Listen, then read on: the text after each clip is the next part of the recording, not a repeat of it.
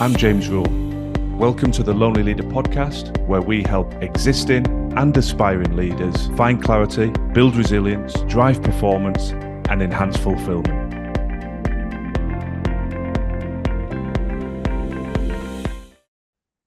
How to get comfortable with being uncomfortable.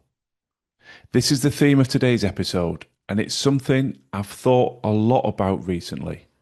I've thought a lot about whether to dive into this topic on a podcast because it's delicate, it's nuanced, and it requires considerate handling. But here we go. Why is this on my mind? Well, in my work as a coach and as a mentor, I am increasingly coming across people who feel unfulfilled, stuck, and as a consequence, it's impacting their performance, their relationships, and their mental health and well-being. Now, if I go to the classic cliched scenario for one moment, we're probably all familiar with the concept of a midlife crisis. It's pretty common for people to get to a certain stage and age in life and start to question, is this it? And to feel trapped because of responsibilities, mortgages, dependents, partners, children, etc. Now, what's interesting, but not necessarily in a good way, is that I don't think that crisis is restricted anymore to midlife. Quite the opposite. I am seeing a number of people in their 20s, 30s, and indeed their 40s that are feeling these pressures. And that's why I wanted to try and step into this space on the podcast, because most of my inspiration for these episodes either comes directly from the Lonely Leader community and the listeners of this podcast, and or the experiences I'm having in those private coaching and mentoring sessions. So I'm never going to breach confidentialities and refer to individuals, obviously. But if I see themes that are challenging a lot of people, it stands to reason that a lot of you as listeners will resonate with this. So I, as you probably heard me say repeatedly, pride myself on authenticity and drawing upon lived life experience. So I'm going to dive into today experiences as diverse as why I stepped out of being a professional sportsman, how and why I wanted to make a career change after the best part of 20 years in sport and step out of that CEO C-suite environment and establish my own business. And more recently, why I decided to relocate my family to another country. All of those transitions required getting comfortable with being uncomfortable. And I want to draw on those and pull out, as I always do, a series of steps that I believe anybody can take. Life's not a dress rehearsal. It's a very cheesy statement, I know. I had it on a fridge magnet for many, many years. I think my children have discreetly removed it as they've taken control of the art and the presentation of our fridge and freezer door. But that aside, it's true. It's an anchor that I've always relied on. We can't wait. We can't allow ourselves to get trapped. We get one run at life, and we need the support and the insight and the tools to say, hang on, there is another way. It might be uncomfortable, but I do not need to stay trapped. And what keeps us trapped? Identity and societal pressure. So, societal pressure, what will people think? What will people think if I take this crazy step? If I stop being an ex, a doctor, a lawyer, a CEO, and I do my own thing? What will people think? What will my family think? What will my friends think? Well, it's about what you think. It's your life. What fulfillment can you get? Now, I'm not abdicating negligence of responsibility. You've still got to make a living. If you've got children and dependents, of course, but there are multiple ways to do that. The other area that keeps people trapped is identity. We're hardwired. Think of small talk conversations. How often does it run along the lines of, nice to meet you, I'm X, hello, what do you do? For some reason, it's the first question that often comes to the fore, as if that is some sort of key determinant about whether this person is worth my time, how I rank them, and whether I want to engage with them. But the job really isn't the fundamental question, is it? It's more about values. What do I have in common? What's interesting about this person? What sort of energy do they exude? And yet we're hardwired to say, and what do you do? And we build our identity around that. I understand that. My identity for many, many years, a couple of decades, was professional sport. I played as a professional rugby player. I was in the commercial space, and then I became a chief executive of two separate clubs. So it was very much hardwired into me that my identity was professional sport, a CEO, and considering stepping into my own business was nerve wracking because all of that identity falls away. You are building a completely new identity.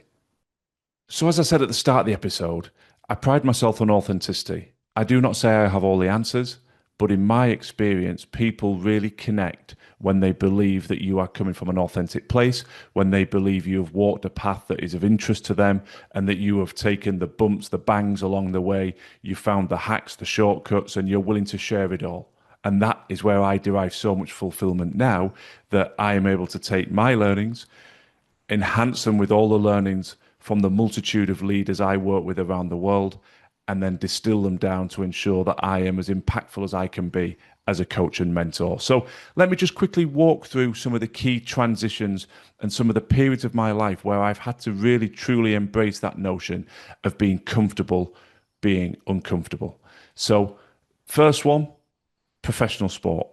As a young man, I had a clear desire to represent England. I remember watching the 1991 World Cup when England got to the World Cup final, and I was just transfixed. I had the posters like young boys do of England players on the wall and just thought, wow, how wonderful would it be to run out wearing that white shirt of England, the red rose on your chest. And I pursued that and I pursued that, and I had relentless knockbacks, and I tried all through my school career at various age grades, under 16s, under 18s, post school, the Colts teams, the under 19s, and I didn't get there. Finally, I made that breakthrough, and I was very, very proud of the fact I managed to pull on that England shirt and represent England at under 21 level. Now, I always mention my personal experiences not to brag. I am not saying for 1 second I am the best at any particular discipline, at being a professional sportsman, a CEO, far from it, but I need to give you context into who I am and where these learnings come from. So having got into that space, the game then turned professional, the game of rugby union. I had an opportunity to step into that world and be a professional rugby player. So a dream come true, realized over many, many years, that was undoubtedly my identity. I am a professional rugby player. But truth be told, I knew I wasn't quite good enough. Truth be told, I was on the substitutes bench more than I was in the starting lineup. And I had a choice to make. Do I continue to train my heart out week in, week out, year in, year out to make cameo appearances off the bench for 20 minutes here, 15 minutes there, 25 minutes there? Or is there a better way? And I had this knowing in my gut that actually I would be better served dropping down a league, playing semi-professional rugby, still at a high standard, and starting to develop my career. I had a degree. I had a brain I wanted to engage. And I believed a hybrid situation of work and elite rugby would give me a higher level of fulfillment. But what was stopping me? Well, I would no longer be that professional rugby player. I would no longer have that identity. It wasn't as cool to say, oh, well, I work and I play rugby on the weekends. It just didn't have that gravitas. But nonetheless, I stepped through that. I pursued semi-professional rugby. I moved into the business of sport. And that was one of the best decisions I ever made because it catapulted me into a position where I was able to become a CEO. Being a CEO was undoubtedly the most substantive period of my career to date.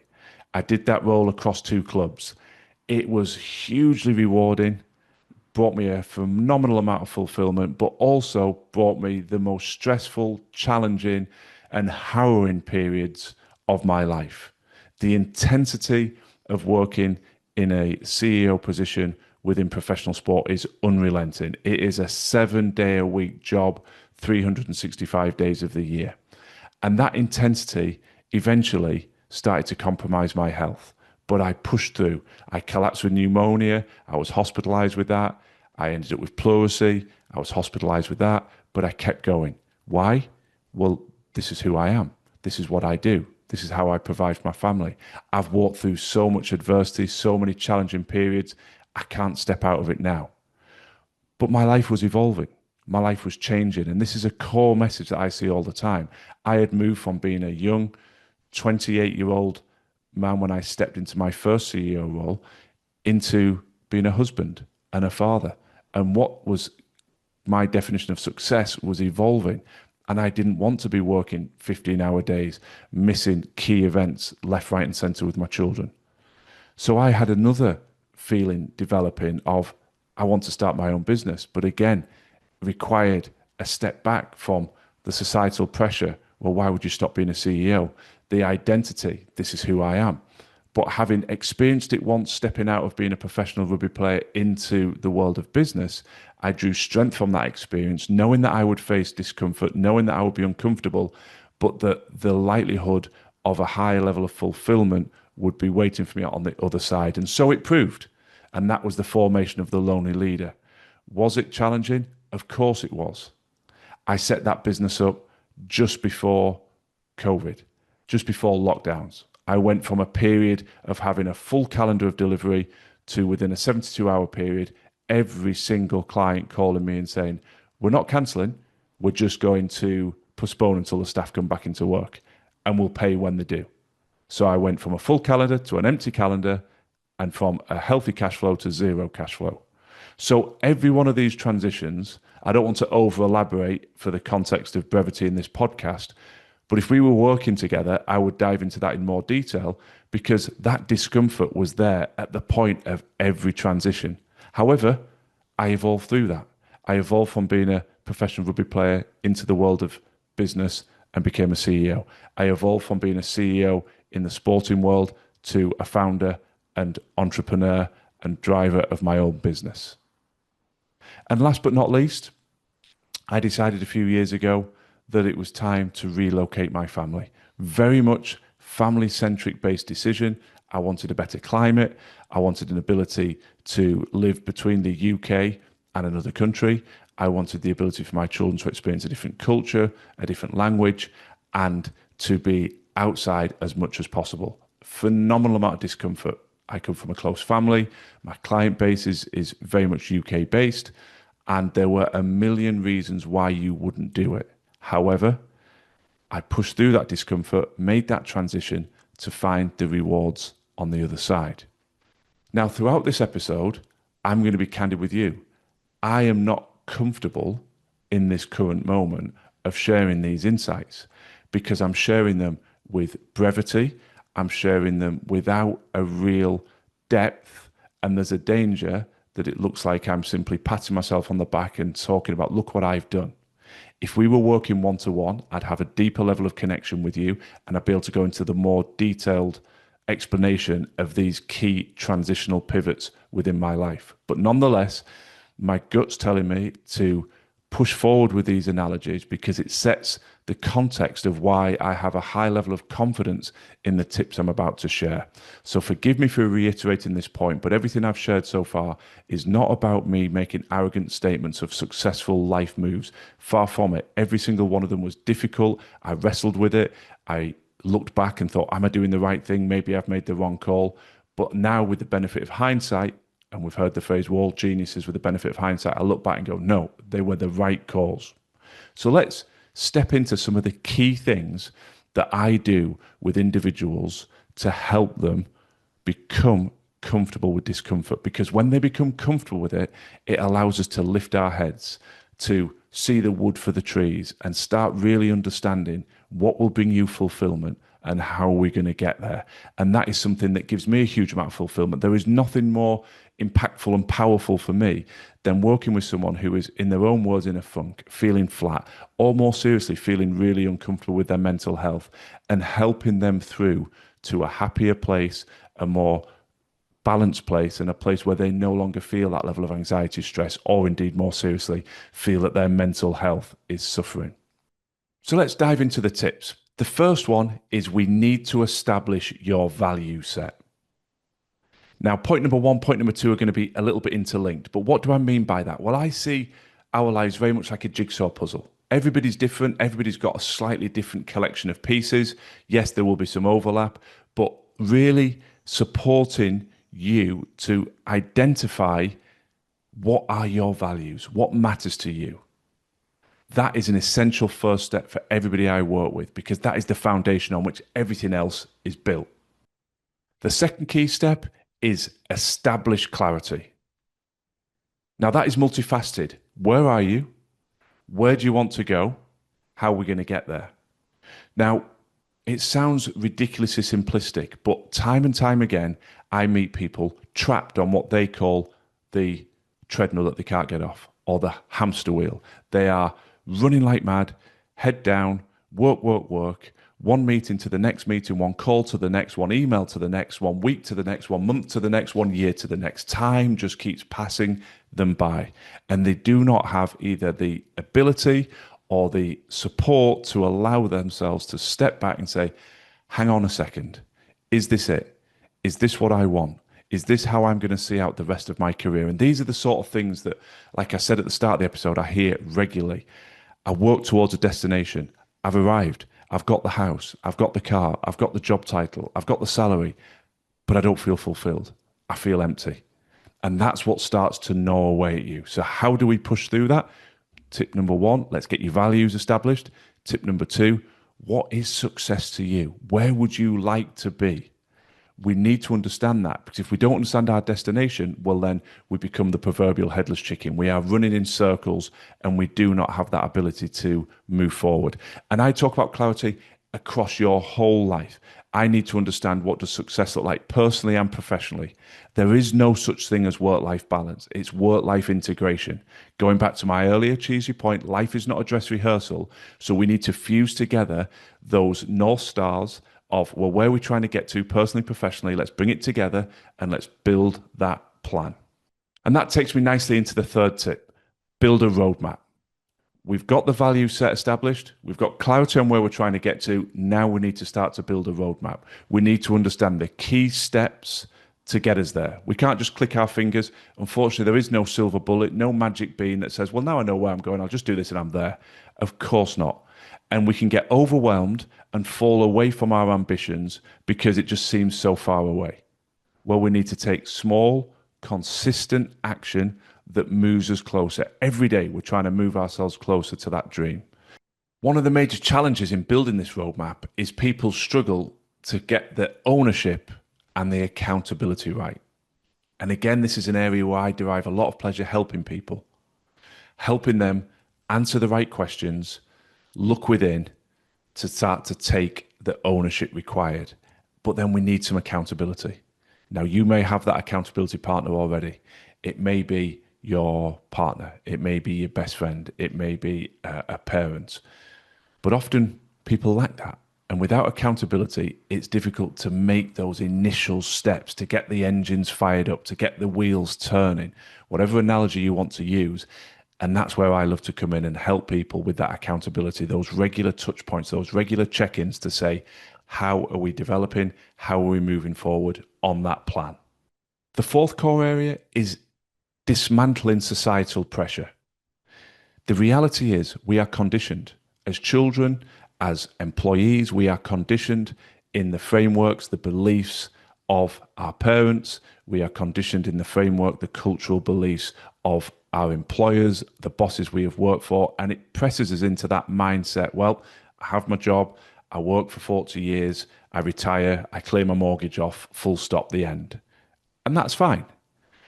But I think the world is shifting now. People are much more open to the fact that you will not, in all likelihood, have a job for 40 years. Yes, certain specialisms, you may work in the public sector in the NHS, for instance, and you may work in that sector, but you will still have an evolution of role and different positions more than likely. So we have to really break down these pressures. Now, there's too much substance here for one podcast episode, but this is a major barrier I find with clients. Well, what will people say? And really, the challenge is trying to get people from external to internal. Look within, because you are never going to please everybody in society. And quite the contrary, when you start to break new ground, when you start to push through your discomfort and move into new uncharted territory, it reminds me of the crab in a bucket analogy, which you've probably heard. When a crab tries to escape, the other crabs pull them back in.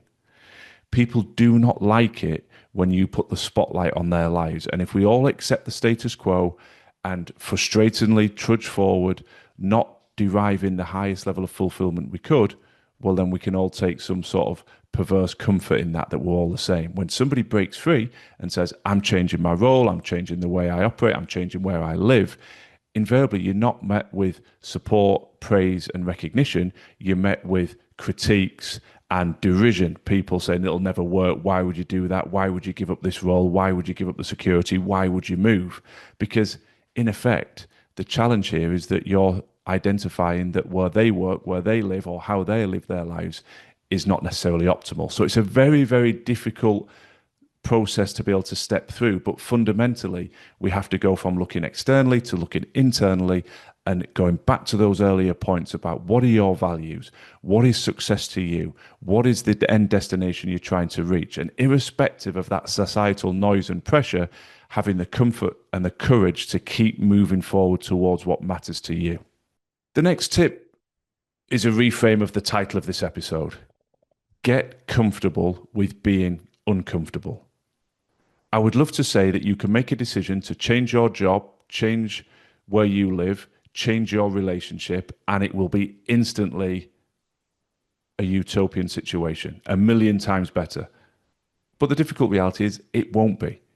However, the difference in your mindset is almost instantaneous. When there is something in your gut saying, this isn't right, this is not the right organization for me, this is not the right boss that I want to work with, this is not the right role for me, or this is not the right relationship, or I'm not living in the right place, whatever it may be, the second you make a decision to change, there's a release, there's a relief, and there's a newfound energy. And we harness that energy to say, now we've made the first step, what are the next steps? And we're coming back to the North Star, where we're trying to get to, the roadmap, the pushing through societal pressure. But that first step, that ability to say, I need to make a change, is powerful.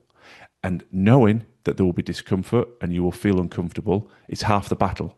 Because if we all think, oh, well, if I just go through this new door and I end this relationship, or I change my employer, or I launch my own business, it'll be instantaneously better. We're setting ourselves up for failure, because then when you start to experience that discomfort, you won't push through. The next key tip is embrace, but do not fear, the creation of a new identity. As I've alluded to with my examples in this podcast, I've stepped through these transitions, these different identities, from being a professional player to a CEO, to a entrepreneur, a business founder. They come with discomfort, but there is something that you have to relish. It's a blank page. It's a fresh start. A lot of people, quite understandably, really struggle at this point. Hang on, who am I? What am I? I'm no longer a professional sportsman or woman, so what am I? I'm no longer a CEO, so what am I? Well, you're you. And I've got to be careful at this point, when we're not working together in detail, not to sound too wishy-washy, but you are more than your job role. You are a human being. You are a person. You have a set of values that are important to you, that transcend and go beyond just the job role you have. Your identity is more nuanced. It's more complex than that. So the exciting thing here is we revert back to some of those earlier points about establishing your value set, clarity about where you're going, what you're trying to do, what you're trying to achieve. And that helps shape your new identity. And be comfortable with that. And there doesn't have to be this narrow frame of reference that purely talks about your role. So yes, if I go back to my early 20s, what's your identity? Professional sportsman. If I go back into my late 20s, what's your identity? I'm a CEO, because I had a narrow frame of reference. Now I'm very fortunate, and I appreciate this is not the case for everybody, but I've been blessed with a loving marriage. I've been blessed with children. I have my own business. So my identity is multifaceted. Yes, I am a business founder. Yes, I am a coach, but I'm also a father. I'm also a husband. I'm a friend. And we are aspiring to bring the highest level of performance to all those elements. So I hope that lands and it's not too complex or wishy-washy, but embrace the fact that your identity can be multifaceted. Be proud of the former chapter. There's nothing wrong with saying, I was once a professional athlete, or I was once a CEO, or I was once a lawyer, and now I am this. Life evolves. Our interests change. Where we derive fulfillment changes. And all we are doing is realigning and moving towards that evolution so that we find the highest levels of performance and the highest levels of fulfillment. So do not fear the change in your identity. Do not fear the societal pressure of it doesn't sound as good. It doesn't matter what it sounds like to anybody else. It's whether it elicits a sense of pride and satisfaction in you when you say it. When I say I'm a husband, I'm a father, I'm a business founder, all of those things bring a sense of pleasure and fulfillment in me. I don't really worry about what does it sound like to somebody else. My final tip for this episode is take inspiration from those who have walked the path ahead of you. There are plenty of people that will be quick to tell you all the reasons why you shouldn't do something, all the reasons why it will fail. And no doubt they will point to examples, perhaps in their life or perhaps of other people, where it hasn't worked. Those of you who work with me, those that you know me, know that I have a raft of random and ridiculous metaphors and analogies, but it just helps me anchor in my points. This point always reminds me of the electric fence. You know, cattle, livestock, held in a pasture by an electric fence. They're given a small shock as they try to push out into new territory, perhaps to some new grazing on the other side of the fence. They feel that shock, they feel that discomfort, and they never do it again. When in reality, with their size and their bulk, they could trample straight through the fence and go and eat that fresh grass on the other side. Now, I see that in life. People tell you a story of someone they know that failed. Buzz, you hit that fence. Oh, well, I won't try. Or you, more importantly, take a step. Buzz, you hit that resistance and you pull back. I won't do it. It's not going to work. Tying back to our earlier point, knowing that there will be discomfort allows you to push through that initial pain. And that's where taking inspiration from those who have walked the path is really important. And I have a raft of analogies and stories of people I've worked with, again, without breaching confidentiality, that I share with clients about how they pushed through the initial discomfort to find the rewards on the other side. And that's empowering because you realize then, oh, well, it's not just meant to be an easy change direction, is an immediate click and a fit, and it's all seamless. No, that person's in a really happy place and a really fulfilled place, but there was some challenge to get there. Relationships ending are often difficult, but then you find the love of your life. You set your own business up, as I did. COVID, lockdowns, huge disruption, but actually that opened me up to working on Zoom, remote work, which allowed me to live and work across different countries around the world, and actually was a true blessing because my flexibility and my ability to work in a way I want and be fully present as a husband and as a dad was massively enhanced by the embracement of virtual working. It wasn't something I originally planned when I launched the business. When I first stepped out of professional sport into industry, I didn't step straight into the CEO role. There were other roles that I did in the commercial space, working my way up, and they were difficult. And there were times where I thought, oh, I miss going to the gym. I miss being paid to be healthy. I miss the camaraderie of being in that elite sport environment. But over time, I was able to replicate that by building close-knit, high-performing teams in the organizations I was in. And I could still go to the gym. I just had to do it earlier in the morning. And I could still find fulfillment playing sport. I just had to do it in a semi-professional capacity rather than a professional capacity. And the analogy I shared about relocating my family, hugely challenging, all manner of logistical headaches and difficult moments. But the rewards were well worth it. So I hope my attempt to give you an authentic insight into several decades of my career there, but key pivotal moments where I've trusted my gut feel, I've taken action, I've pushed through the discomfort and experienced the joy and the fulfillment as a consequence, will inspire you to reflect about doing the same. It is just not acceptable in my position to see so many people feeling trapped, miserable, unfulfilled, developing Sunday afternoon dread, as I call it. Oh, it's the start of a work week, watching the clock, counting down till they can leave the office, or oh, it's Wednesday, it's nearly the weekend, wishing their life away to get to weekends, and then feeling anxiety as the new week starts. And that's no way to live. There is a better way. I accept people have responsibilities, but there is a way to meet your responsibilities, find the financial incomes that you need, but do it in a way where you derive fulfillment. because the alternative takes us to a place of regret. We do not want to retire and look back and say, my goodness me, that was not the role for me. I did it for years. I did it for decades, potentially. I earned an income. I provided for my family, but I did not derive any fulfillment. And if I had my time again, I would have done it differently. And how often do we hear those stories from people older than us? If I had my time again, I would do it differently. So this is almost an intervention. If you feel that there is something else you should be doing, and you want to reach out and you want to explore working with me and you want some support to help you make that fundamental shift and transition personally or professionally, then please do get in touch. And even if we don't work together, I hope this episode has inspired you to reflect on some of those core tips, apply them to where you are, and make some decisions that will put you in a place of high performance, both in your personal life and your professional role, and a deeper, more fulfilling life. I wish you the best of luck on your journey of growth and development, and thanks for listening. Thanks for listening to the Lonely Leader podcast. I'd be very grateful if you could share and follow if the content resonates. And if you're looking for additional free resource to support your continued growth and development, then please do check out our social media and website details in the show notes. Remember, quality leadership on the outside must always start within.